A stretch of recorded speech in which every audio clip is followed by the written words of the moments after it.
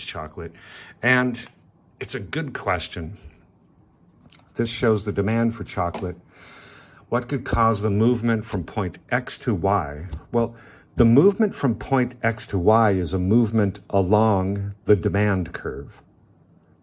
You know that movement along? And I'll go further in this one. That's a movement along the demand curve. So it's a movement on the demand curve. The demand curve did not move. And when you have a movement along one curve, that means the other curve shifted, the other curve moved.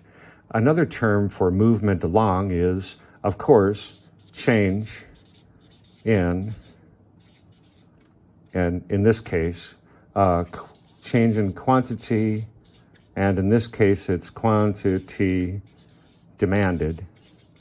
I ran out of computer there. So the supply curve moved from S to S1. And what could cause that movement? Something that shifts the supply curve can cause this movement because it's a movement along. And the answer might be just simply a fall in the price of chocolate. They didn't tell us why the price fell, but they did just say the price fell. And as you know, a change in tastes will shift the demand curve left or right. An increase in income will shift the demand curve to the right. And a successful advertising campaign will shift the demand curve to the right. So the answer must be B. And that was number 5. Wow. God, made a mess again. Let's see about number 6. Oh, we might have to read number 6. This is a concepts question. They do have a few of these. I usually read the last question at the end first. So which concepts can be applied? So this is one of those concepts questions. Let's see what we have. Company produces an electric car that can be driven much further than other electric cars. That's good. Without recharging. That's very good.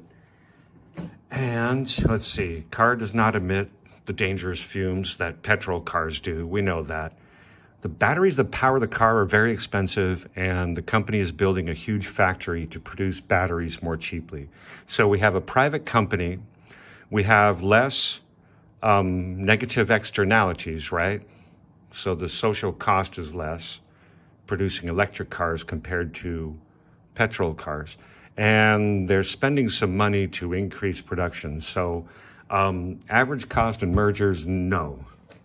Maybe average cost, because building a huge factory might reduce their average costs, but there was no merger.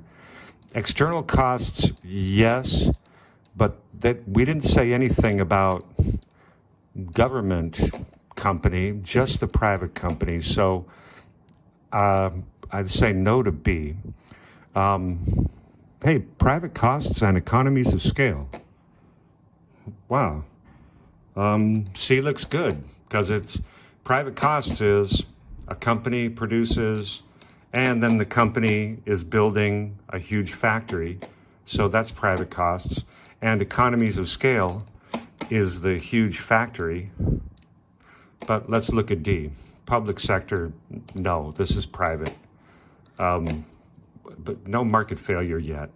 So the answer for 6 must be C.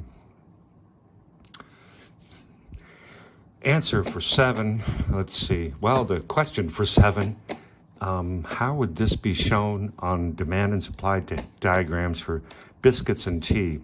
Hey, we know biscuits and tea are complements. You have tea, you have some biscuits, especially if you're British. And, oh, that's what it says. People often eat biscuits when they drink a cup of tea. So they're complements. Between these years, the consumption of sweet biscuits decreased because of health warnings about high sugar consumption. So that's a shift of the demand curve for sweet biscuits. Shift to the left. high sugar consumption, so people will be afraid. They will buy less. Sales of tea as a result also fell. We could have seen that. How would this be shown on demand and supply? Diagrams for biscuits and tea. Biscuits, demand curve moves to the left. And true, right? And tea, demand curve moves to the left. So the answer must be A, right? Nothing happened to costs, so there's no movement down the demand curve because nothing happened to costs. Nothing happened to the supply curve. There's no movement up because